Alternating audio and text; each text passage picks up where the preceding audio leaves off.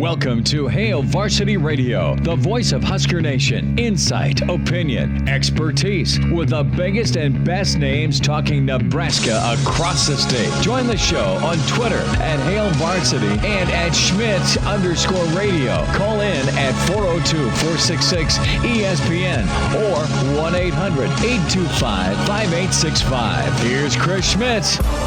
Welcome to it. Great to be with you on a Monday. It's Hail Varsity, presented by the Nebraska Lottery. Chris Schmidt, Elijah Herbal. A lot to get to with Saturday's debacle against Minnesota. Plenty of room for you today. We'll catch up with Jay Moore, but phones will be open for you. And thanks so much to all of you who checked in and chimed in with Real Red Reaction on Saturday. Numbers to dial us up at 466-3776, 466-3776. Can email, and plenty of emails in the inbox from over the weekend. Chris at HailVarsity.com. Follow us and find us on Twitter if that's easier for you. At Schmidt_radio, Chris Schmidt at Herbal Essence for Elijah. We'll hear a bit from Scott Frost, some interesting tidbits from his presser today when it comes to passing game efficiency. Confidence and consistency were two buzzwords. Halftime adjustments, McCaffrey playing time, and just Adrian's effectiveness. And how long have we been saying Adrian, didn't look right when he got dinged up against Purdue? It comes out today that Adrian did miss a practice, right, due to his shoulder. And he got rocked a couple of times after runs against Minnesota, where he's just moving that arm. Now, I did not get hit by a Gopher or Purdue linebacker, but yesterday I was taking Junior to try and wheel and deal some of his shoes. He's got these, I don't know if they're Air Max, whatever the hell they're called. Anywho, he thinks he can make a lot of money off of these. And dear old dad here was walking in an alley behind O Street. Stop me if you've heard me say that before. And I ran into some black ice, and I slipped and fell, and it was straight up Home Alone, right, with Joe Pesci, where he hits one of the micro machines, and I can't really move my neck. I need a neck brace or something. I'm like half serious. But that's the hardest I've been hit, but it's not even close to the hits that Nebraska's taken since Saturday on social media, on message boards, in emails. You're a pissed off fan base, and I get it, because Illinois is bad enough, and Illinois is like that hard alcohol hangover you had at some point in your life where you can't go back to it. Some of you are anti-tequila. Some of you say no to vodka. Some of you say no thank you, John, or Jack Daniels, because it hurt me once and it hurt me forever. That was Illinois. And then Nebraska doubled down, and credit P.J. Fleck, the guy you love to hate, for having his guys ready, having his guys able. And you can say a lot of things about P.J. Fleck. You can say a lot of things about Jeff Brom. You can say, pick the Big Ten West. Pick the Big Ten East. You can say a ton of things. Those teams, those programs, even with Illinois and Lovey, their identity, I guess, was physicality, right? You knew they were going to hit you. Nebraska is still searching for that staple, that identity, and it's maddening. It is maddening to you, the fan. It's maddening to us that cover Nebraska football as to why Saturday happened. And you're still asking yourself, how can Saturday happen? And the really disgruntled Nebraska fan is, well, haven't you been watching all year? This is peak Nebraska. This is true to form Nebraska football 2020. This is the team, and they are going to be what they've shown all season, and that's inconsistent. And maybe it's youth, maybe it's scheme, maybe it's game plan, maybe it's confidence, maybe it's all of these things. And it's rolled up into one, and it was a bad performance on Saturday where you lose. And there's been doubt, there's been frustration, and there's a couple of things here. I think most of you want Scott Frost to be the guy to get this done. And there is the fear behind the door that if he can't, can anybody, right? And you've got one more regular season game. We can get into bowl games because Nebraska would be able to sell themselves to get into a bowl game. That's a conversation for later in the week. And do you deserve to go? No. But could you get in? Yes. And this team needs a lot of things, but it needs it needs reps, it needs practice, it needs more games, right? To help kind of iron out that consistency and that confidence. But man, it is such a delicate situation. And I guess I'm going to try and answer the why Saturdays keep happening. And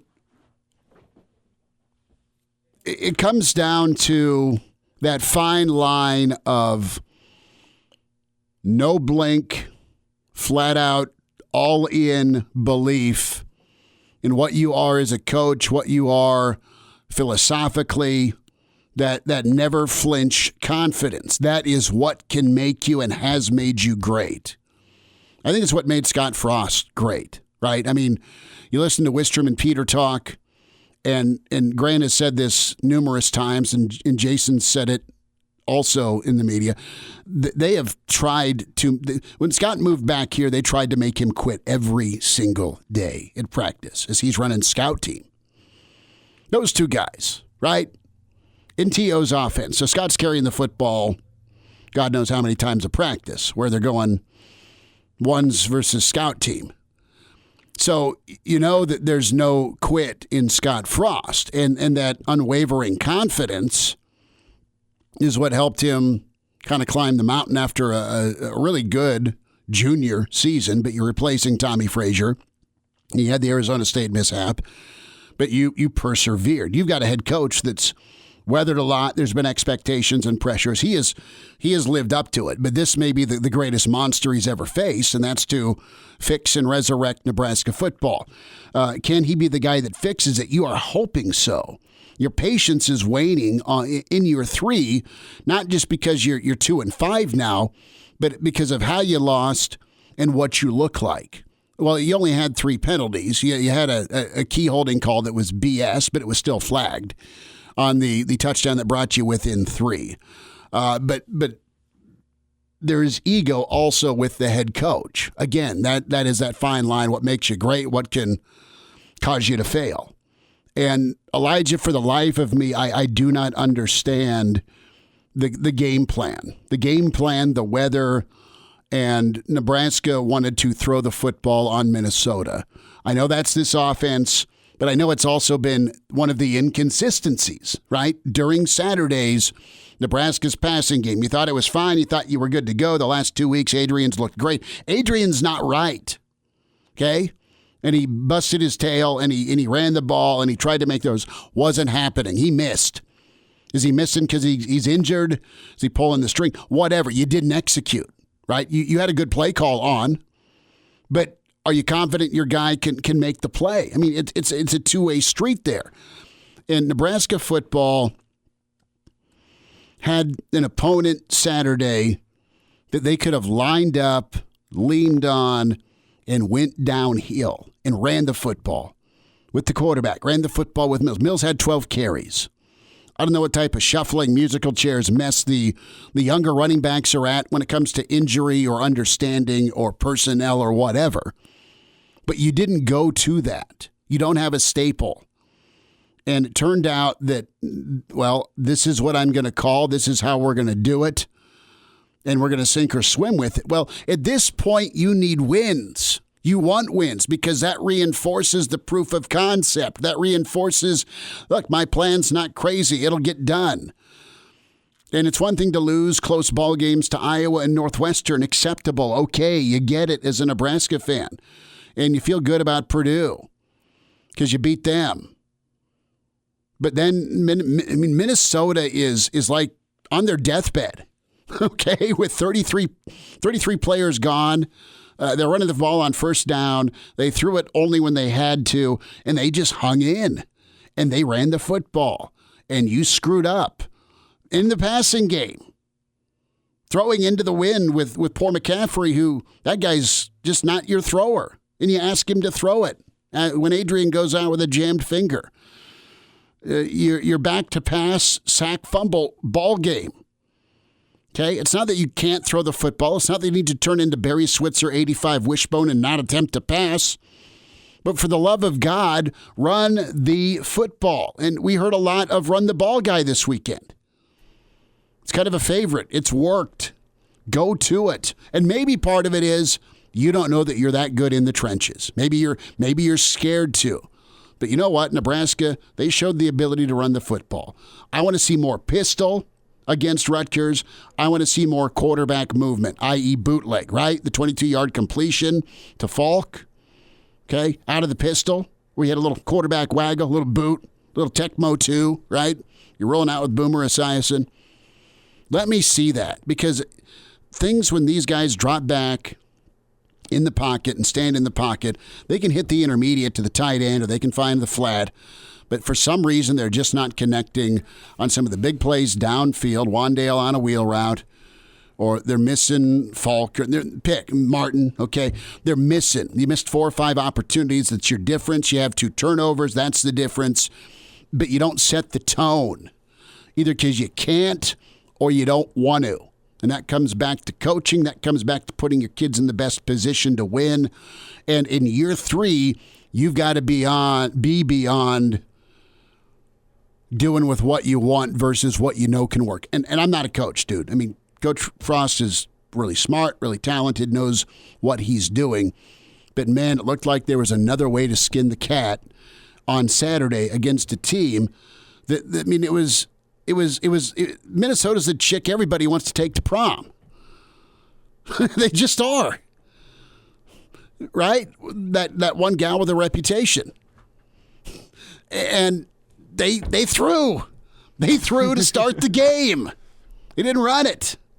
Didn't make sense. It does not make sense, and a lot of this doesn't make sense. And now we get to the why part. Why is this so hard? Are you overthinking? Or are you just too freaking stubborn? That's where Nebraska fans are lighting torches right now. Some are done with the team. Some are done with being a fan. Some don't want to watch. We've heard it all.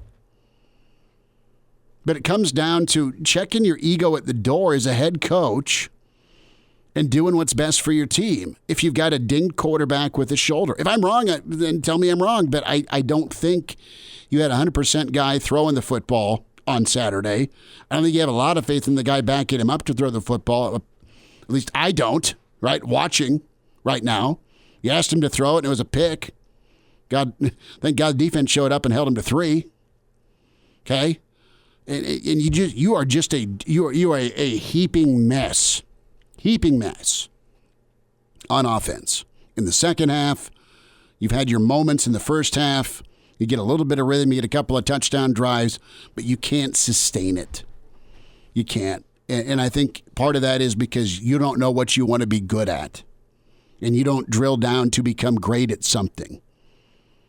And this strive for balance and sexiness and look at my offense and let's see, throw it around and blink and put up 50 on people. You have yet to do that in consecutive weeks, let alone put up 50 more than once in your time in the Big Ten. My problem falls that the team that Scott Frost inherited from 2 years ago had better results in the field than the team he had this year or last year. They're not getting better. The final 6 games of 2018 were probably the best 6 games that Scott Frost teams have played at Nebraska. Period. And now you're now 2 years removed from that, and you're going the wrong way. And I mean, I can't put it all on Adrian. Adrian's shown himself for the past 3 years. He's good enough to at least lead this offense. He's not good enough to put the weight of the offensive production on his shoulders. He's a little bit above a manager. Yes, but he is good enough to at least lead this offense.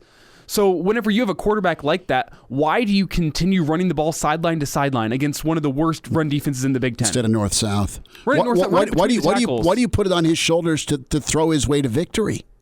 Exactly.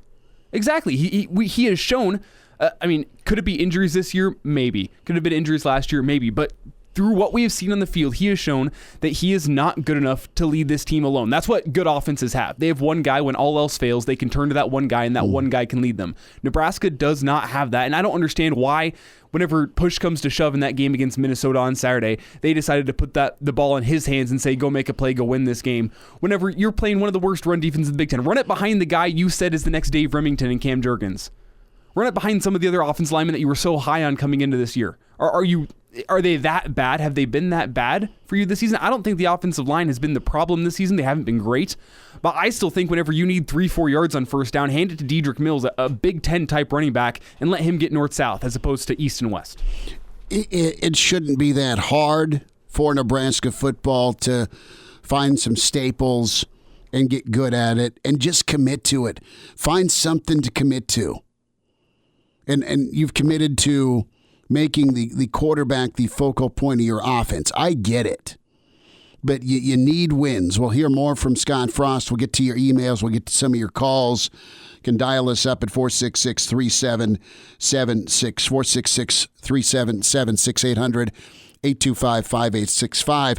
Why do you think the offense struggles so much? Let's just open that re-gifted Christmas gift. Why do you think it's been so bad this year? You think it's youth? Do you think it's offensive line?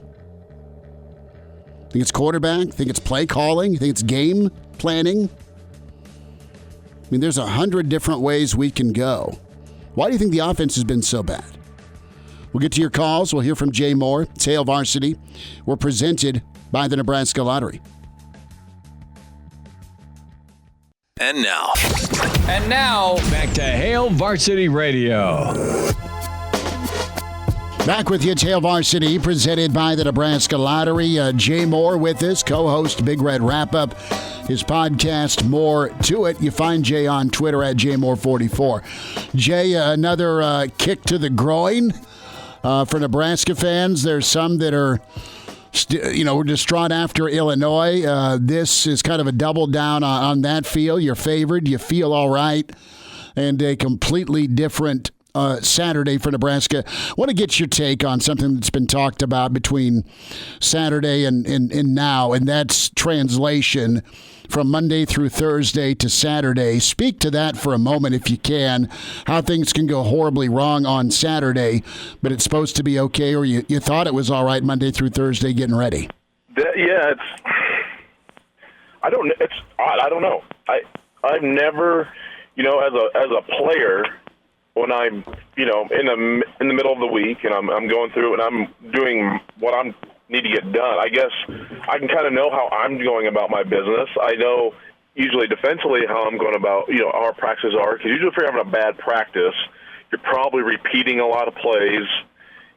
Maybe you are taking something out of the playbook. So a lot of times you'll have a plan, a few new blitzes in place. You're doing them Tuesday and Wednesday, and all of a sudden Thursday gets here, and you got kind of getting your meetings for practice. Or like, we're scrapping that. This isn't going to work. So then you're like, okay. So all of a sudden you're kind of what does that mean? And I don't remember having honestly a ton of those situations to where we've had great practices and then they turned out poorly. Usually if we didn't practice well, we usually didn't play well. It's puzzling to say the least that we keep hearing this same issue. I don't know what their determining factor is of what's a good week of practice. Attention to detail, physicality, execution, drop balls, drop passes. I mean, I'm sure that's all mixed into it, but it's just interesting to me when you do say you're getting you have a good week and you're not getting the result. It's just I don't know. It's just extremely puzzling. I know I've said this word a lot, and to me, are they getting the right look in practice? Are they getting the right look from the scout team? Are the scout team going hard enough to get them prepared? Are they just doing work against the scout team and they're not getting any good on good reps? So that they can. You're up to speed because you can go against the scout team a ton, and that's a lot of times your scout teams are glorified high school teams in a way because a lot of these kids are young and they just got out of high school and they've been walk-ons, and So, I mean, nothing against them, but I just wonder if they're getting the correct look. I've been going through this whole situation and these scenarios in my head as well. It's like, well, how are we practicing well, and then my results are not the same? You know, I always draw a lot of analogies from golf. You know, why am I warming up, hitting the ball well, my practice sessions well, but when I get on the course, when it actually matters, what goes wrong? Well, maybe it's because all of a sudden it matters. You know, there's pressure. There's, if you do drop a pass, it matters. You drop a pass in practice, we'll fix it later.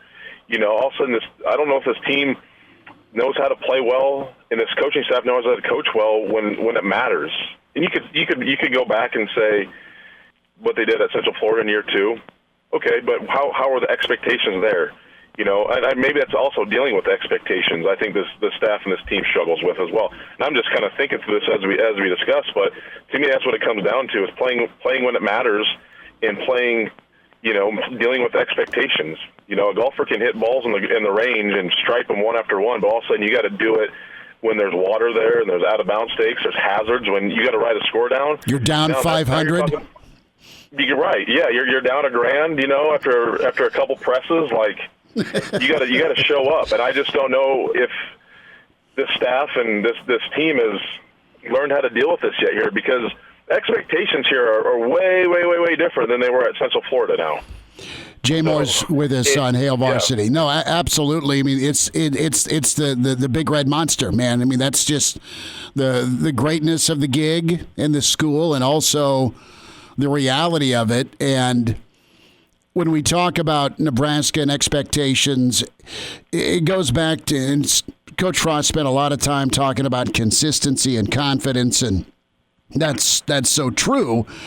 But, I don't know what I'm confident in offensively that they do. I mean, they don't have a staple, right? They don't have an identity. They're not great at one thing. And there's just a refusal. And I know they ended up running the ball quite a bit, and I know they ended up running for what Minnesota typically, or they're just shy of what Minnesota gave up, but just not starting out with that run game mentality. The game plan to chuck the ball all over when you got a quarterback that missed at least one practice, due to his shoulder, and you're still throwing the freaking football. And I know that's his offense, but don't you got to dial back? Or maybe they're just not that good on the offensive line to be able to line up against. I don't know, but I think you hear coaches say can't do it and won't do it, and Scott said that. But to me, there's just an issue right now with what he wants to do versus what he's able to do. And I just think the run game is what I'd lean on. And that is either they're scared to do that, or they don't want to. I mean, how do you look at it offensively? Yeah, I think there's a little bit of stubbornness. Yeah, going on within this offensive identity, and that comes as no surprise to me whatsoever. But I look at, I had lunch with a couple buddies, and we were just, you look at that very first play, and obviously they ran the same, almost identical play against Illinois, and look what happens. And, and then you look at the weather, and, usually, this is the first somewhat bad weather. It wasn't awful, but it's cold. They're practicing during the week. During the week it was nice. Hell, I played golf a few times during the week. So you get into that, ball conditions a little different, your hands feel a little different, and all of a sudden, and you do that from the first play, and you're like, this seems like some of the calls, you're just always playing with fire. It's just such a high risk, low reward to me. And I just look at, again, you go when Luke McCaffrey comes in. I mean, the kid hasn't taken a snap and played all day. All of a sudden, you want him to throw the ball 2 times in a row going into the wind when it's cold? And he doesn't throw the ball well, period, in the first place? So it's just like, it feels like there's a little bit of, look, I told you so to me. Like, hey, I can do this. We can do this. Like, this is probably what, majority thinks we should do here. We should probably run the ball in this situation. We should probably do this in this situation. But you know what? I'm going to do this my way. It's because, there's a little bit of that going on right now. It's just puzzling to me, and it's getting us beat. And that's frustrating because to me it's simple. Don't make things more complicated than what it needs to be. This is year 3, and we've made things pretty complicated to me in these 3 years. And it's all about winning football games, and it's doing things and executing and attention to detail. And it just seems like those things kind of get pushed aside because egos and stubbornness get in the way sometimes. I mean, I just scratch my head. I mean, I've been around football long enough, and I don't pretend to be a football coach, but I know the game pretty well. I mean, just get in a rhythm, get in a, and I know he says they run that play all the time. Yeah, but it's the first play of the game. You know how fragile your team is. Get some rhythm, get something going, and then you want to make Luke try to throw the ball into the wind when he comes in here. I'm just like, man, why? To me, if I'm a coach in that situation, and Adrian goes out and you put Luke in, hey, let's run the ball and see what we can get. And Minnesota struggled to run the ball. If we get a couple first downs, great, and we maybe get a drive going, get Adrian back in there. Or if it doesn't work, we punt the ball, we flip the field, and we get our defense back there, and buy some time for Adrian can get back in there. Don't make your young quarterback who has struggled throw it, and then he throws an interception. It's things like that. It's just again, it's kind of Murphy's Law too. When you do some of these situations, if what can go wrong will go wrong, and I don't know. Maybe the staff and everyone needs, it's like your kid, like, hey, don't touch the stove, it's hot. Like, that, but they keep coming back and touching that stove. And maybe, I don't know, maybe they're going to learn after a while, like, they got to stop touching the hot stove because their hands are just getting burned way too many times. Either that or they just like the feeling of getting burned, but I hope not. Jay Moore's with us on Varsity Radio. Yeah, and Jay, the defenses seemed like played well enough to at least give the offense a chance to win on Saturday. Did pretty well stopping the run until the last drive where it felt like everyone in the state knew Minnesota was going to be running the ball. What was it? Was the defense tired? Was it just on those missed tackles? Was it poor defensive play calling on that last drive? What was the reason that Minnesota was just able to run the ball down Nebraska's throat? Yeah, I mean, it happened. You're going to have some missed tackles. Momentum is a huge factor in college football. They had it. And it just seems like when you just can't, momentum's on your side, it's just, you seem like sometimes you're in slow motion. But our front side defense has been pretty good this year. We've been setting the edge, but we've struggled backside, and they kind of hit us backside a few times, or they kind of creased us, and our backside linebackers and outside guys don't play with really good eye discipline, and they got burned a few times. So it's a little bit of everything, but like I said, you shouldn't have been in that situation, in my opinion. But I mean, even if you did have the lead, maybe you need to get a stop. That's what you do. You stop them.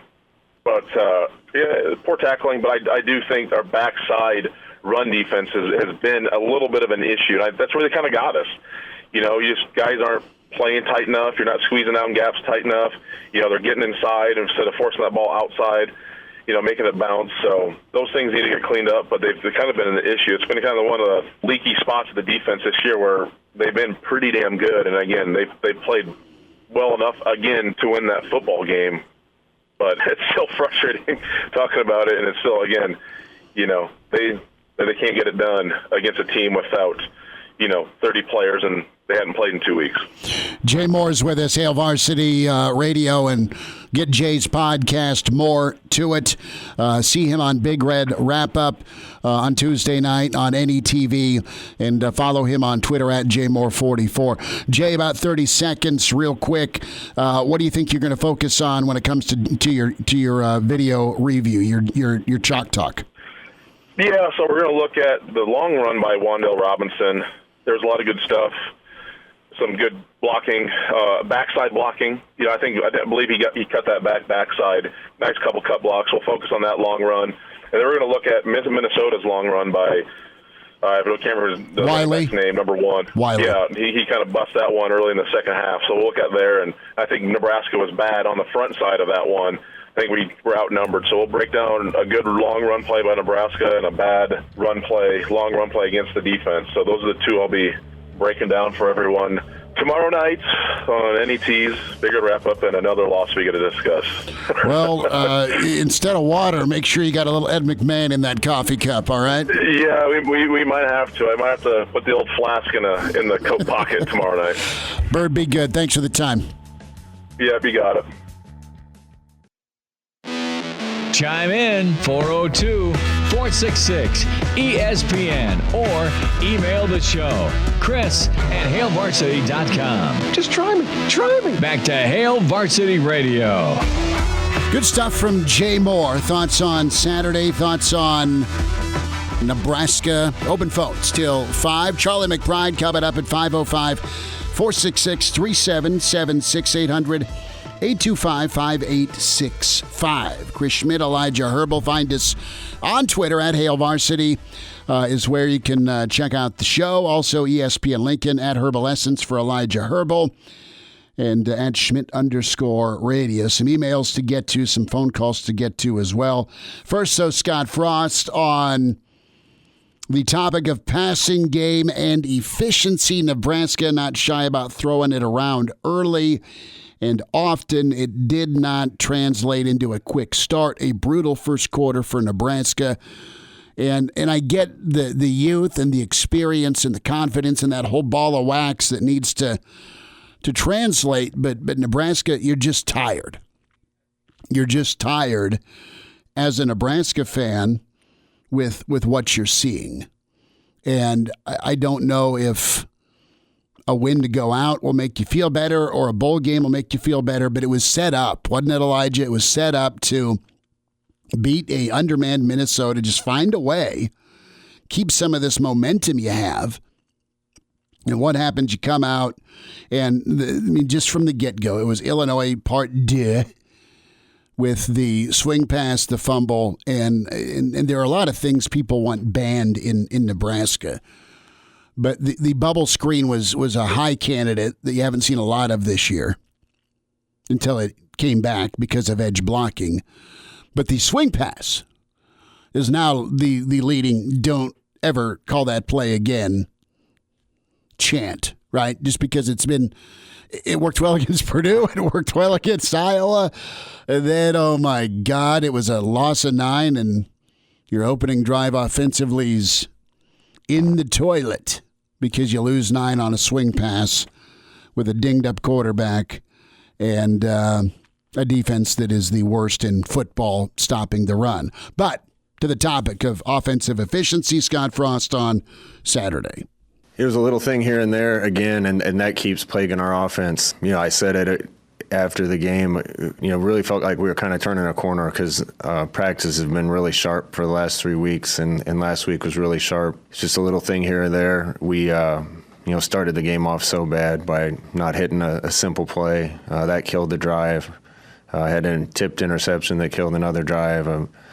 Bad punt. We didn't protect well enough, and we missed some open guys. We had some guys running open. I think the receivers are doing a lot better job this year of getting to spots and getting there fast and being where they're supposed to be. We got to protect a little better, and we got to make sure we don't miss them. The old crusty coaches that were great, that were super run heavy in the Big Ten, always said 2 out of 3 things bad happen when you throw the football. And it kind of roll your eyes at them. And then they're like, well, in this instance, it's kind of been the case for Nebraska, right? Either receivers haven't gotten open or they are open. The quarterback can't complete the throw or misses them completely, or it's a sack, or worse, it's an interception or a strip sack fumble. All of those things have been pretty prevalent in these games that Nebraska has lost, and it's not getting much better. The topic of confidence, and do you worry about your quarterback's confidence? I get back to putting a kid in the best position to win, and what's going to give you the best chance to win? As an offense, as you go forward and game plan against the worst rushing team in the Big Ten defensively, do you say, let us start off our script throwing the football with a quarterback who's missed one day of practice because of shoulder issues? That's had, as an offense in general, we've had trouble getting downfield. What's Minnesota going to do? They're going to stack the box, and they're going to say, oh, well, try and keep you from running. We're going to try and keep you from getting to the edges. We're going to try and make you run it between the tackles. And I know that's not like a great thing. But even when Nebraska did run it, you had a few pops. I mean, Wandale out of the pistol was money. You had a 16-yard gallop by Mills. Adrian's nice. I mean, they ran that quarterback power a couple of times for big yards. But too often you are going, Nebraska, how many times they try and go wide, Elijah? I mean, you have a 15-yard run for a gain of 1 going side to side. And it just the math doesn't add up. Why not run straight at somebody with Mills or your quarterback? I just don't get it. I don't get, and I'm going to get Charlie's take on this in 20 minutes, why, if the world has said we're going to line up and run on Minnesota, even Purdue, why you come out throwing the football? Why do you outsmart yourself? I mean, there's a lot of whys that people want answered in this world. But when it pertains to Saturday, why in God's name is Nebraska doing what they're doing on offense? And it's laughable to lose to Minnesota like that. Brent emails in, former players are pissed. Why the hell did we pass 3 plays in a row after the D gets us a good stop with great field position in the fourth quarter? Does Frost need to keep his nose out of play calling? What's the deal with Martinez and Verduzco? Is somebody helping Smothers get better? I'm paraphrasing. Do you come back if you're a senior for this mess? Well, Hymas has opted out. I did my 40. I'm done. Good for Jaime. But I don't know. I guess I'd go out. But big picture, what if I get injured? I understand it. This is an absolute bleep show right now. Thanks for letting me cry on your shoulder. Pete's chiming in. Pete, welcome into Hail Varsity. Go ahead. How you doing? Doing all right, man. Did you make it through Saturday? Not without a lot of yelling, screaming, and turning the TV off a couple times, flipping games a couple times. It's hard to watch. Mm-hmm. And I guess my opinion boils down to this. We have got to upgrade our coaching staff. I'm not saying get rid of Frost. I'm not saying that. If you watch the defense, when they get in a pre-snap set, they stay there. They don't change nothing up. And so if you're an offensive coach, you say when you see the look before the snap, this is what you're going to see. This is the play to go to, and they're accurate. The Iowa head coach brought that up after the game. He said we changed our running style a little bit during halftime because the defense, once they got in a set, they stuck with that set. We don't blitz any corners. We don't blitz any safeties. We don't come up the line of scrimmage in the back. Pete, we lost Pete. Pete, thanks for listening. Thanks for calling. Cell phones are evil. He brings up a good point, though. No, Nebraska, it comes down to experience and being able to adjust and adapt. Well, here, before we go to Coach McBride, Sam McEwen asked a question about second half adjustments pertaining to offense, but how seasoned is this staff and are the coordinators when it comes to making adjustments? Guys got to make plays, but are you putting them in the best position to succeed? Not Saturday offensively. And now, back to Hail Varsity Radio.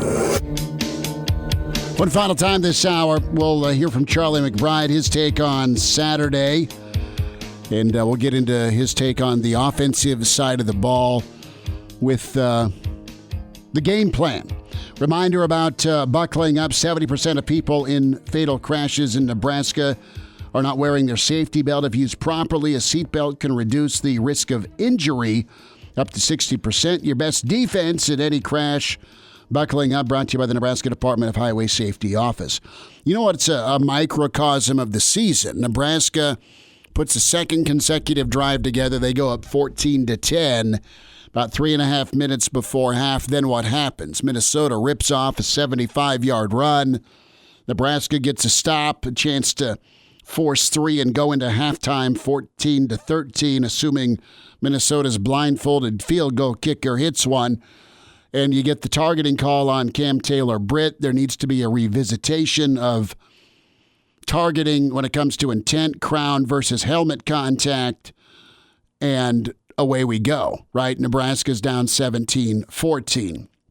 But even with the in-game management thing is what wears on fans too. Why aren't you calling a timeout? Why aren't you running the football to get the wind in the fourth quarter instead of shorten yourself towards the end of the third quarter? Just management like that, some either indecision or the wrong decision. And it's either right or wrong at this level. I get it. There's not a lot of gray area. Things can come back and bite you. But let's talk about halftime adjustments, and Dan emails in as well about, or I should say tweets in at Schmidt_radio with, okay, if you're going to throw the ball, what's the deal with Smothers? We have no earthly idea where Logan Smothers is at in his progression as a passer. We don't. You've seen a little bit from McCaffrey, but he looks way different now than he did against Northwestern during that 2-minute drill. But back when it comes to problems on offense and confidence here, do we have time for cut 3 here? We were going to get to that. We didn't. But confidence and quarterback play, consistency and confidence, a topic of discussion by Frost today. Yeah, I think that's a little bit with our whole offense, if I'm being honest. The guys need to trust it and believe it and go make it happen. When you have success, that leads to confidence, then confidence leads to more success, and that wheel needs to spin a little faster for us right now. You know, Adrian had stacked 2 really good weeks together. He made some really good throws, especially when we gave him time to make those throws. You know, just some of the downfield things that we schemed up that were there and we didn't hit. You know, a couple times there was a guy standing in his lap and he couldn't follow through, so it's just the continued improvement of consistency and execution. You know, he says trust it, Elijah. And Nebraska fans right now are having the worst time trusting it on offense. I think you see some good things. You see the lines of scrimmage bigger and better. Now, the offensive lines struggle to protect. All right, they have. The offensive line struggled to stay penalty-free. But defensively, you feel good about your front. Feel good about what this unit's done defensively. The flat-out honest truth is your defense has been pretty good at holding teams to 3 touchdowns, maybe a field goal, maybe 27, right? Aside from the Illinois blow-up. But that was a lot of points off turnover, 17. But, man, your offense got to catch up, and can that happen? There's some doubt about it. Welcome to Hail Varsity Radio, the voice of Husker Nation. Insight, opinion, expertise, with the biggest and best names talking Nebraska across the state. Join the show on Twitter at Hail Varsity and at Schmitz_radio. Call in at 402-466-ESPN or 1-800-825-5865. Here's Chris Schmitz. Back to it. It's Hour 2. It's Hail Varsity, presented by the Nebraska Lottery. Chris Schmidt, Elijah Herbal. More emails to get to, more your phone calls to take. If you're on hold, be patient. Elijah will treat you nice. We say hi to Mr. Blackshirt himself. It's another Monday with Charlie. Coach Charlie McBride. Has Old Man Winter visited you this weekend, Coach? How are you? No, it doesn't. It's still 70. Seriously? No. It's like I'm moving in with you, whether you like it or not. No, it actually is pretty good. I mean, it's not as ugly as it's been in the past at this time of year. It's still kind of in the 30s and 20s. Okay. Well, it hasn't been below 0 yet. Well, that's good. I gotta. You said the magic U word, ugly, and an ugly loss for Nebraska on Saturday. Tough one for the fan base to take, and it was rough against Illinois. This was more salt in the wound for the Big Red faithful, and there are still some that are faithful And as you know, there's some in the fan base that's not happy, right? So I want to ask you. I want to ask you about what you saw Saturday, and just get your take on the game plan offensively. And just my thought is, it's easier to say and do behind a radio microphone versus having a headset on. So I know my expertise is minimal. That said, it seems like everybody in the world wanted Nebraska to run the football Saturday, and they didn't start out doing it. Well, I tell you, that's where I would start right there. And the thing that really, I get, there's things you second guess everything, but when you have the win like they had and open up the game with a pass laterally with the wind blowing that way, first of all, that's not a good idea. The second thing is when I think back, when I saw that, I think back and when I came here, or I came to Nebraska, Coach Osborne was talking about the wind, the weather, and why they wanted to be able to run the football. And that was that was the whole key to, I think, the thinking that we had was that. And even in weather, when we had option football, he got nervous about pitching the ball. And that's just a short distance. And so when you start throwing it sideways with the wind blowing perpendicular to it, it can be a little ugly. And of course, then they tried it again to the other side that got nothing. And I've never been a big fan of throwing the ball and gaining 2 yards. Anyway, so it doesn't make any difference one way or the other. That's not a negative thing about that. That's just the philosophy of the people that are coaching. I mean, that's fine if it works. But we're not in that area. We're in an area where you got to be able to run the football, period. We're in a conference, as you know.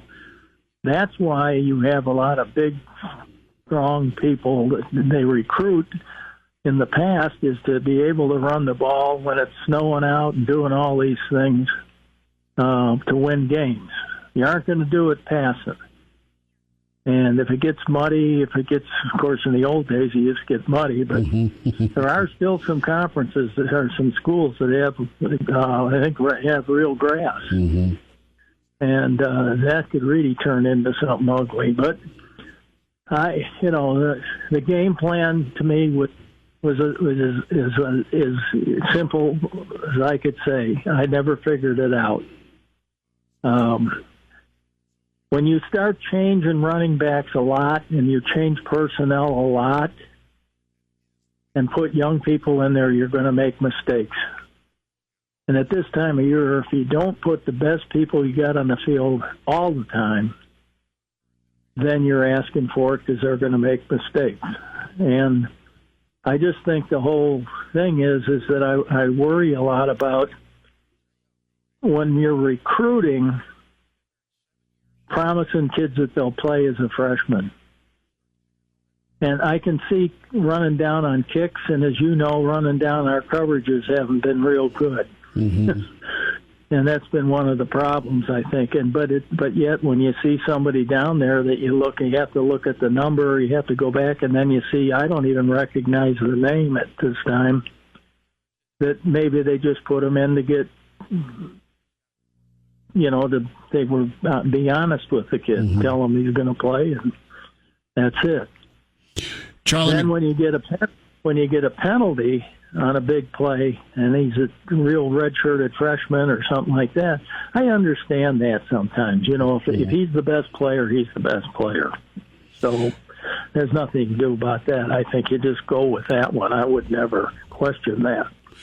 Coach, a thought with just an identity and being really good at something, and you nailed it with how you win in the Big Ten, how you win in the Big 8, how you win in the Big 12 is you got to be physical and you got to be the run game. You got to be really good at running the football. And I don't dislike Scott's offense. I mean, it was killer down in Florida, and I don't think it can be bad here in Lincoln. But when you want to talk about your bread and butter, man, Nebraska just doesn't seem to have one, or they're afraid to commit to it, or do you think they're careful to run it because of what they have on the offensive line? And I'm not knocking the kids or the coaching. I'm just saying when push comes to shove, what's going to give them the best chance to win? Is it, this is my philosophy and I stand by it, this is how we're going to win? Or is it, this is what we think can give us the best chance to win? Because for the life of me, you get Mills, right? You got the quarterback run game that you clearly are okay going with, 15 rushing attempts by Adrian.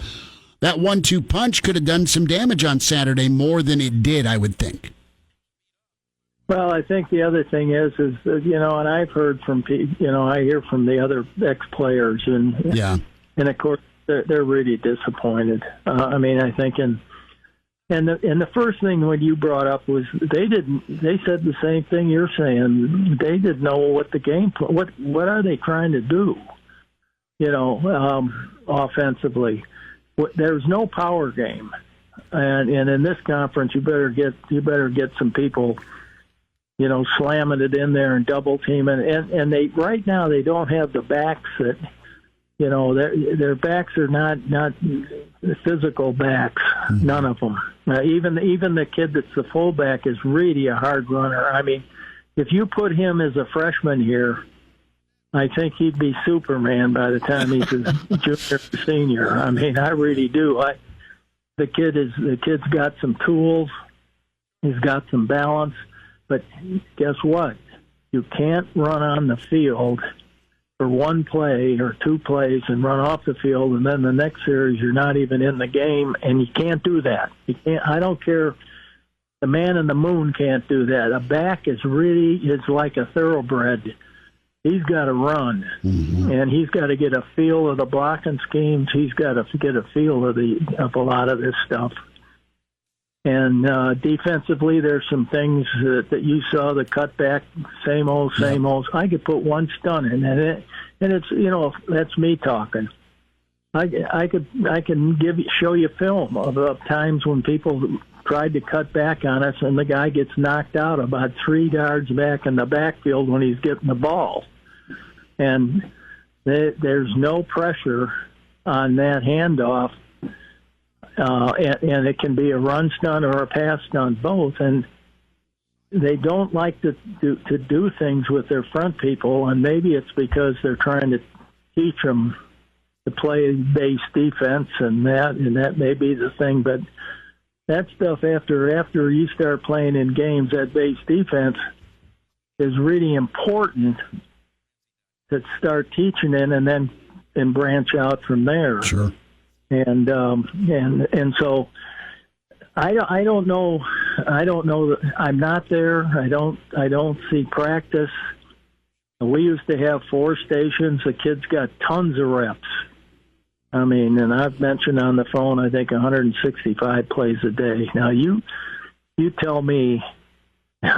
You're saying 165. Well, when you count passing, when you count the passing game, and then you count teamwork, and then you count guys that their program was fixed so that you are really. And we played against option football. Even if they didn't run options, we practiced option football. So that, as you remember, in the old days, the only team that ran option was Oklahoma, and when we got to there, if you're trying to get ready to play Oklahoma in 3 days, you're crazy. And when we started doing the option thing, and when we started running option football every day, we got to there, and they couldn't run a lick. That's funny. That's so good. Coach, we had a caller in last hour talking about the base defense issue, and he said he felt like that Nebraska was just showing off their play by their alignment pre-snap, and the offenses could kind of figure that out, and that's why Minnesota had a little more success as the game went on offensively. Would you agree with that assessment? You talked about that a little bit with the defensive line and their lack of stunts. Well, I think sometimes, what I saw, and they started to try to shift it. I don't know if you remember that at the beginning of the game. Mm-hmm. And they shifted one time, and they got torched. Okay, And they shifted. It looked like to me they were shifting in the A gaps by moving two guys in there. And what happened is the guy playing outside, which would be the defensive end, made a mistake, and he didn't play his gap, or he didn't do something, and the linebacker wasn't able to get there because a lineman got on him, and that was it. And they never did it again. They never shifted their line again. And I think they might have worked on it all week in practice and did it once and got gashed and never did it again. Well, there you look at it. It's not time to do that stuff, okay? You say you got young players, but you really don't. If you had one redshirt freshman starting on defense, do you know that? I mean, Does people know that? And when you hear we have a bunch of freshmen out there, sure you do. But the thing is you also got about 6 or 7 seniors starting on defense. And that, I mean, they should be able to pick stuff up like nothing, but they've also been through, another defense before these coaches got there, and that's changing and stuff like that. Coach, but I'm not. Go ahead. Yeah. No, go ahead. I was just I got about a minute and a half here, but I wanted to get your take on your dear friend Kevin Steele, as it sounds like he may be up for the Auburn job. I know he's the interim coach, but just a thought from you with Kevin, if he'd get another crack as a head coach. I know he was at Baylor, but man, he's done a wonderful job at Clemson and Alabama and at Auburn. It's no mistake that all those programs kind of made him one of their first hires, and he's got a chance to be the head guy again, maybe. Yeah, I think that I think that Kevin knows. The thing is, he knows people. Mm-hmm. He knows who he's hiring. That's so important, who you're hiring. And I go back to the same thing, and I learned this a long time ago. You don't hire your buddies. You hire the best football coach. And knowing Kevin, he could hire some good people, and if he did get the job. Whereas when he was at Baylor, it was the same thing a little bit. You're like, maybe like, Scott's going through you hire who you know. Sure. You have no choice. I mean, you don't know a lot of people. And that's why I say a lot of head coaches have a list. And when they hear about a kid or a coach somewhere or something, they write it down. They keep his name. They write down what was said about him. They write things like that. And I think that's really important. But I think, too, that at the end of the year, my philosophy would be and that's me, and it was ours, and I learned it from Tom, and I learned it from Frank Kush. We had a chance to talk to the head coach and say what we wanted to say. And it was open business, and there was no hard feelings. If I had something bad to say about either them or they had something bad to say to me, they could say it. And that was what it's all about. And I think that sometimes that really helps. Like some of the coaches may be walking around saying things they think Scott ought to do. And maybe that gives them the opportunity to do that and do it in a structured environment that's been planned, and there's no hard feelings when you walk out. If you want to yell at the guy, yell at him. I mean, whatever. I mean, I really mean it, because that brings you closer together, and so I think that, he got caught a little bit in a bind where they had a great year. But I'll tell you one thing. If you go back, and I watched him when he was coaching, that quarterback was super duck. I mean, really, really good. And he got him out of more trouble than you could even shake a stick at. And he did things, and he could do it. He was such a leader of that team. And such a great, accurate passer. Sure. And I want to bring that accurate stuff up, because we've had some things there. And then one of the players who played for me had talked to somebody and said, "Well, we don't throw the ball deep." I'm going, what do you mean? Well, we don't practice that too much. Well, yeah, I don't know what. See, that's a philosophy now. That's a West Coast deal, short passing game, move the ball down the field, do this and that. Now, I don't know their philosophy. So that's why I don't say, I don't know. And so I think the best thing to do is just wait and see what happens after at this time of year. Here's the bad thing, real quick. Coach, Our players aren't going to probably won't go to a bowl game, and they're not going to get to practice. So every team maybe in this league, about half or more of them are going to be practicing, and we're not going to be. Yeah, that's no good. And that's really what hurts without a spring ball. Coach, we'll talk Monday. This was awesome, and thank you so much for your time today. Always love hearing from you. Okay. Talk to you later. Thanks. Bye. And we're back Fellas, you think we could listen to the radio on Hail Varsity Radio, presented by the Nebraska Lottery. Yes! That's awesome! That was incredible from Charlie McBride on game plans, on defense, on coaching, on hiring. Get the podcast of it, hailvarsity.com. The Hurrdat Media Network will have Coach McBride on the on-demand ESPNLincoln.com. You can also hear one of Charlie's guys, Jay Foreman, teamed up with Mr. Greg Smith. Their podcast will drop tomorrow.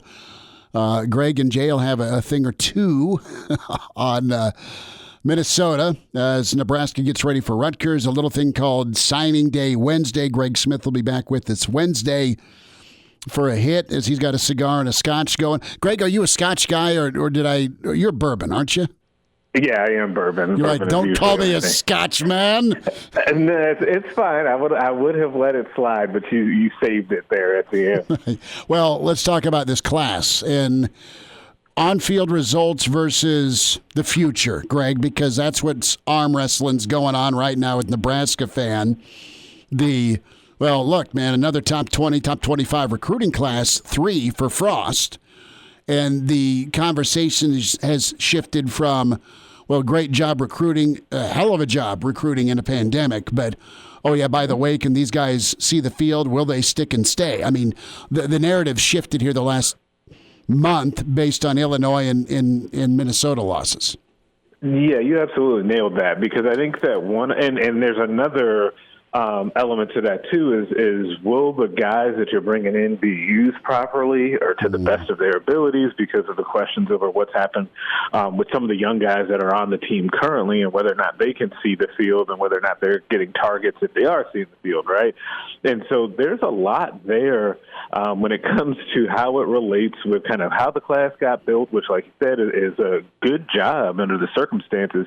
Especially the more I think about it, the more I am kind of impressed by the job that Nebraska did recruiting this year, given the fact that, like a lot of places around the country, schools in Texas, schools in California, schools in Florida, and then Ohio State, because they're just different, they had a lot of guys that just kind of took visits on their own dime. We heard about that a little bit with Nebraska, but not nearly to the level that you heard about it with other places, and I think that's just, again, another thing that's a testament to this staff. But there are still a lot of questions that get spun off of what happens post-signing day, and I think it kind of dampens a little bit with how fans are feeling about signing day and the normal excitement that there would be right now, which stinks for the kids that are excited to sign in a couple of days, but I understand where the fan base is coming from there. Greg Smith is with us, recruiting insider, hailvarsity.com and magazine, at Greg Smith HV on Twitter. So, Greg, the feel is what? You've been locked in on so many of these 2020 commits. The prized jewel is Fedoni, obviously, but Nebraska is still cleaning up. And what are some surprises that may bloom out there, good or bad? Anything that points towards some drama, or is it all right? Has Nebraska done a pretty good job of putting the hay in the barn here? Yeah, I think they've done a really good job of putting the hay in the barn, and I think that the best thing that could possibly happen for Nebraska in a couple of days here would be to have a drama-free signing day, because honestly, the program just needs that, right? You don't need to go through. I can imagine the meltdown that would happen if, somebody's fax machine breaks or something and one of these signatures is delayed coming in. There would be a lot of problems. I don't think that any of that's going to happen. I think that Nebraska will get the large majority of their guys signed on Wednesday.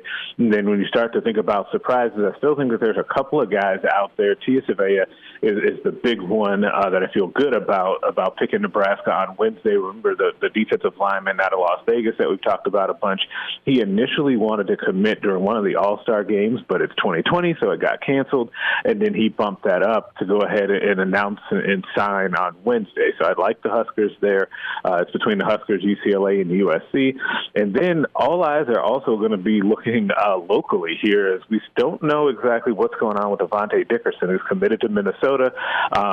We don't know if he's going to sign on Wednesday. I think it either is the Huskers or Minnesota if he in fact signs, but he may not even sign because he's not an early enrollee. Then he may elect to just wait it out. Greg, of these guys signing on Wednesdays, which of them are early enrollees? And then on top of that, do any of those early enrollees, you think that they have a spot to fill in this Huskers team now that we've seen a full season of Nebraska and we know where some of the needs are? Man, I wish I had the list in front of me. It is easier to list the guys that are not early enrolling than that are with this Huskers class, which is a good thing. I think at my last count, the Huskers I think it's 12 early enrollees in this class right now. Like Fedoni is early enrolling, Harbour, Gabe Irvin, all of the offensive linemen are early enrolling in the class. Ruquan Buckley is early enrolling, and several others. So I think the easiest one to point to that could come in and play right away is obviously Thomas Fedoni. After that, it's going to kind of be up in the air just because it also depends on what happens with the guys in front of them. So is there any attrition going out in front of them? Do any seniors come back? Like, it's going to be hard to know right away which of those guys we could see early on. Greg Smith is with us. Greg, it sounds like the walk-on crew is going to be pretty good. Who knows what happens with Zadiska? But you've got Hoskinson, a lot of talent, right, from that West Side squad and of course, Elkhorn South crew. So Nebraska, either scholarship or walk-on is set to roll. Every kid from Omaha that has left for North Dakota State has ended up in the NFL. And I watched Cole Payton do his thing at West Side the times I saw him play, and I saw some really classic games against Southeast, and I saw some games that weren't so classic, right, against Southeast where they were on fire. And listen, we all love Harburg too. Big kid, good arm, can run it. But is Nebraska missing here on not really being in the discussion here with Cole Payton? And give me your thoughts on this kid that's 60 miles away, heading up to a place that cranks out titles and sends quarterbacks to the NFL. Yeah, I think that you kind of have to say that Nebraska missed the boat at least a little bit here. And part of this is that, and Nebraska's not the only school, because there were other schools that tried to come in late here too. Iowa State was one of them. Matt Campbell and those guys tried to come in late on Cole Payton. He told them thanks, but no thanks as well, that he was sticking with NDSU, because what happened was North Dakota State got in with him early, built a great relationship, said, hey, you can come here, win a bunch, and we'll put you in the NFL. We think you're the next guy in line. And he really bought into that and built a great relationship with the kids in that class as well. So it became really difficult down the road for schools to come in, Power 5 schools to come in and say, hey, we want you to flip.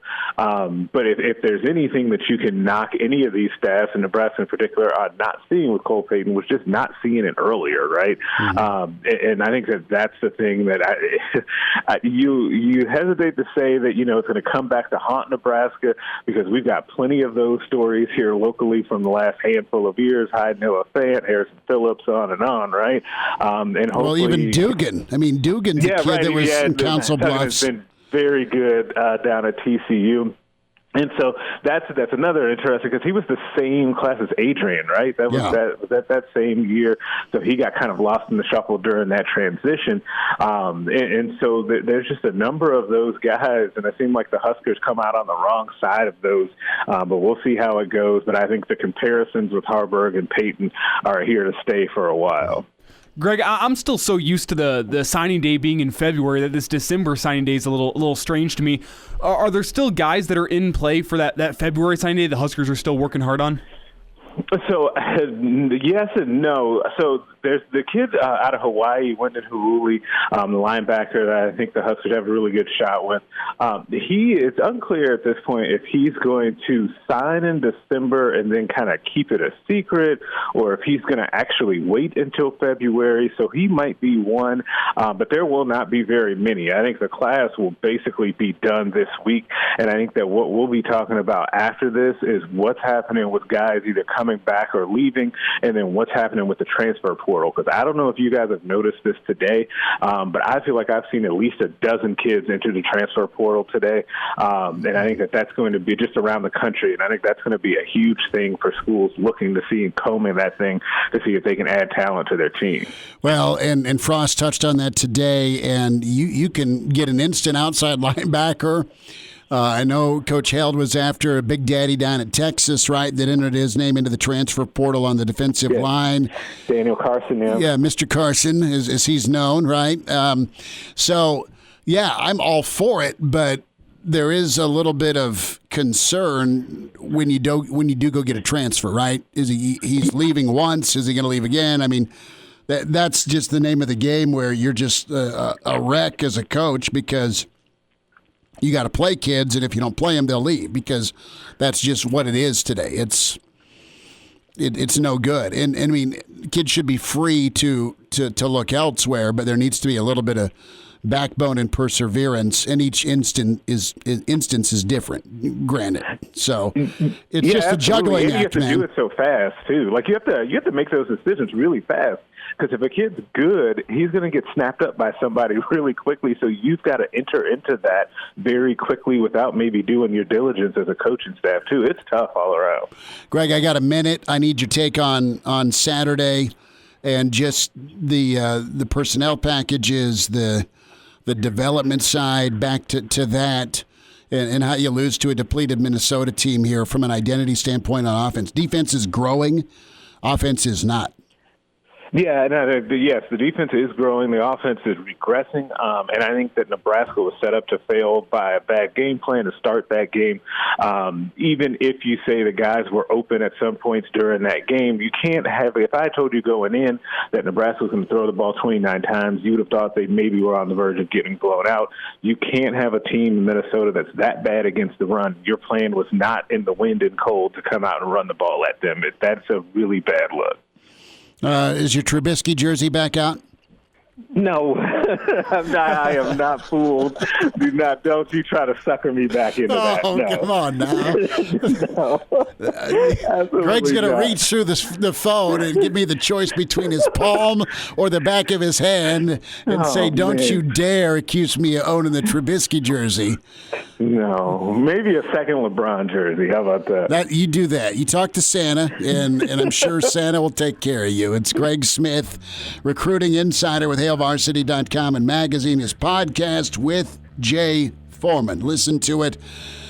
There is going to be some table talk going on there, man. Some true talk with those guys. And Greg will talk Wednesday. Awesome stuff with recruiting. Thanks for talking today. Hey, thanks as always. Talk soon, man. There he is, Greg Smith, anti-Trubisky. Some more thoughts from Scott Frost. More of your calls and emails. Hail Varsity continues. He's in his 30s, but sounds like he was born with a stogie in one hand and a brew in the other.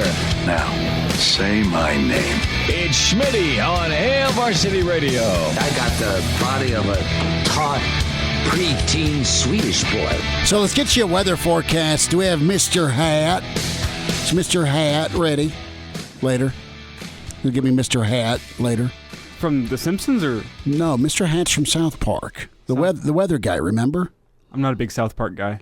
Okay, Mr. Garrison, remember? Yeah. Our weather guy. Yeah. Mr. Hatt and Mr. Garrison. The reason I'm bringing weather up is our old friend Parker Gabriel says there's supposed to be 12 to 20 inches of snow Wednesday through Thursday in Jersey. So you know what that means? Swing past Friday. Huh? Who's all in?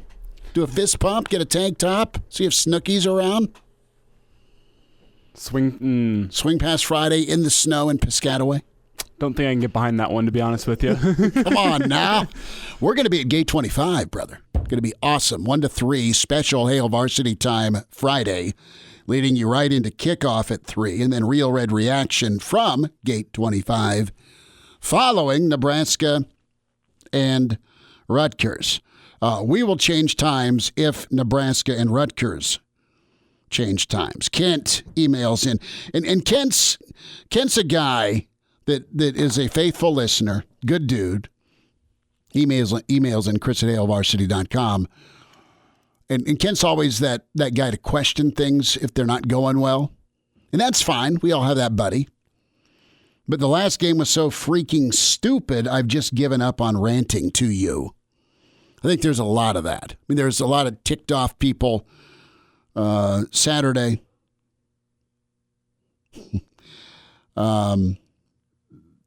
We are excited. Dr. Rob Zadiska is going to be with us tomorrow. He's ready to unload. So Rob is asking for more pistol. He's not asking for a pistol, but he's asking for more pistol. Schmidt, like your takes, do me a favor and ask for more pistol. It's Nebraska's best running play, best formation. Like the idea of getting a back going downhill rather than going side to bleeping side. More pistol, please. Rob, thank you for listening. 466-3776, 800-825-5865. Here's the other question I've got for you. Has Scott seen enough of this offense? And you can have some like remnants of it, but has Scott seen enough of the personnel changes at shuffling in and out running back so no one gets lathered, the different personnel settings you have at wide receiver? I like the tight ends, right? I mean, Austin Allen's really been pretty good. Vokalek's been pretty nice. Stoll's busted his ass, and he's not been 100%. But do you think there are tweaks? And I bring that up, and Coach McBride kicked it off at 5. Nebraska was a program that was throwing guys into the NFL with a passing game, right? Vince Ferragamo, Van Bronson.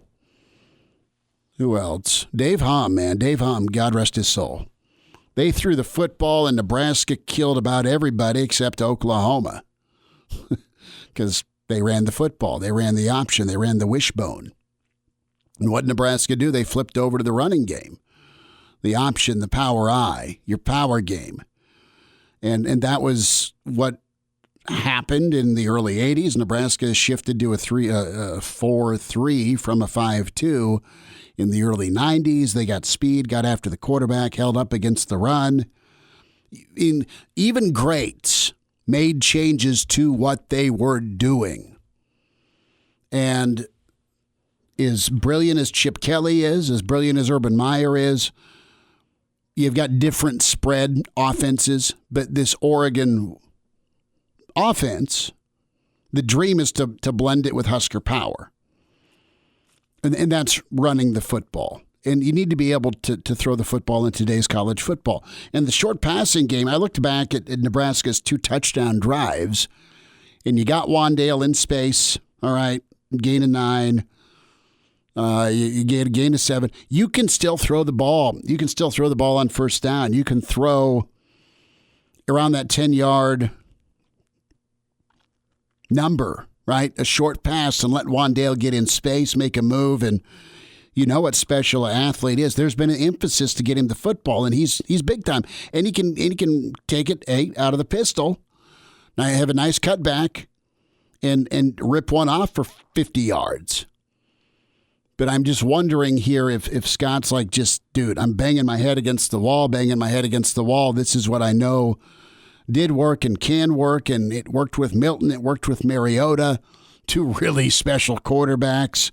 And I've got good quarterbacks. I've got to get them coached up. I've got to get them healthy. I've got to get them protected. And I'm just wondering if you're looking at this as head coach, knowing that, damn it, I need to win Friday and then hope I get a bowl miracle and win that. I'll never be able to erase Minnesota and Illinois this year, but let's get closer to 500 because people are about out of patience in year 4, and that sucks because everybody, while you're waning on your patience, also wants this guy to be the guy who fixes it. So, and this is the sad reality about Nebraska, and it finally hit me with like a 2x4, that Nebraska's probably one of the worst teams. Not bad kids, not bad effort.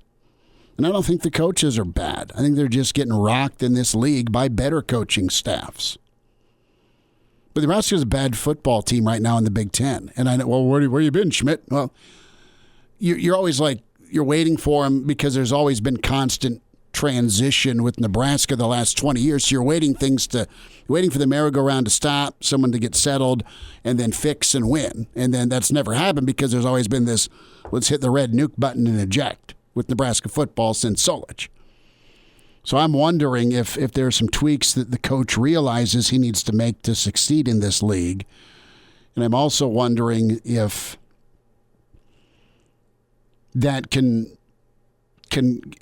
if he's learned by now that not everything I want to do is going to work here. And if I do make a switch or some changes on offense to more of a ground-based attack, can I still go get the guys I want? Do you want to win, or do you want your offense to look pretty, right? And that was the thing that people got all over Callahan about. And Mike Riley got crucified for trying to throw the football against a bad Purdue team. They lost 55-45, right? Back in 15. You thought that was rock bottom for the Nebraska football program. And each year, it feels like every team has said, hold my beer, okay? You got all over Callahan. He lost in one year. They lost to Iowa State or Kansas. Not good Orange Bowl Kansas, but bad, horrific Kansas. And all Nebraska had to do was run the football, and they tried to, they threw it 48 times because it's the West Coast offense, and I'm Bill Callahan with my brain. Just find a way to win and put guys in position to do so. And I just wonder if there'll be a long look at what you can do versus what you want to do. We'll wind down on Monday. It's Hail Varsity, presented by the Nebraska Lottery. Miss us? Come here, brother. Give me a hug. Bring it in for the real thing. We're on call for you. Catch the podcast at HailVarsity.com, the ESPN Lincoln app, or download them on iTunes. Saddle up, partner. Back to Hail Varsity Radio. One final time, and more from Scott Frost here when it comes to practice, and that practice translating to wins.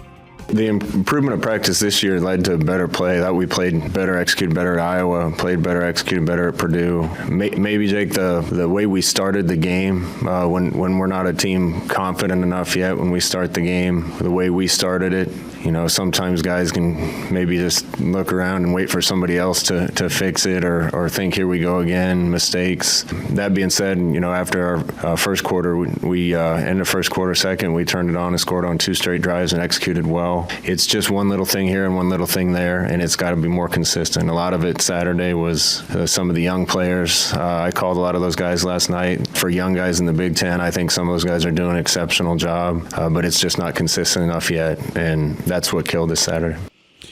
Confidence and consistency, man. Nebraska's not had it, and it's been kind of hit or miss since Frost has been here. We'll see if things get turned around. Nebraska's a favorite. Dare I whisper that at Rutgers? I don't know that Noah's going to be healthy enough to enact his revenge on Nebraska. but he knows the signals, so Nebraska's cautious about that. Reminder about moving. Are you looking for that residential home around Lincoln or surrounding communities? West Blue Realty is where you got to get hooked up. Tom Luby, Kelly Hofschneider, they're fantastic.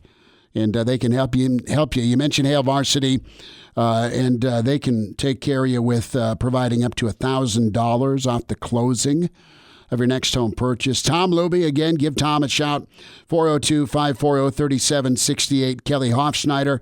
Kelly can help at 402-202-2312. Pays to work with West Blue, westbluerealty.com. Get an appointment now, 1120 K Street, Suite 200. Thanks for the input today. Thanks for the emails, phone calls. Coach McBride's phenomenal. We love him. Of course, Greg Smith, good on the recruiting front. And Jay Moore, big Black Shirt Jay was big time. Rob Zadiska tomorrow. The doctor is in. We'll check in with Mitch Sherman. Coach Kaczynski, I'm sure, will go off because he's not a PJ Fleck fan, and Nebraska lost to Minnesota. And we'll hear from Rick Pizzo, Big Ten Buffet. Final thoughts on today. Just head scratcher, frustrating. You're over it. What the hell? I mean, the emotions are... God, we all miss football. We wanted some semblance of a season, and you get it, and you know the team's growing and trying to get better, but you just kind of doubled down on doubt with the fan base. That's just their feeling right now. And my mood today has just been, God, it's going to be another long off season, isn't it?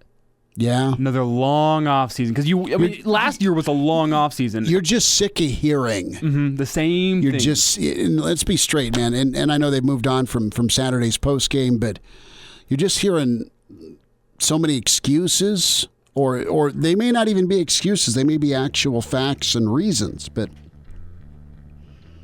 you're sick of seeing it. You're sick of seeing the ineffectiveness.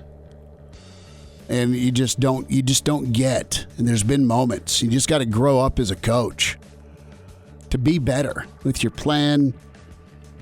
And it ain't about you and your system, bro. Find a way to win. I mean, that's the feedback in the field. Talk to you tomorrow at 4 on Hail Varsity.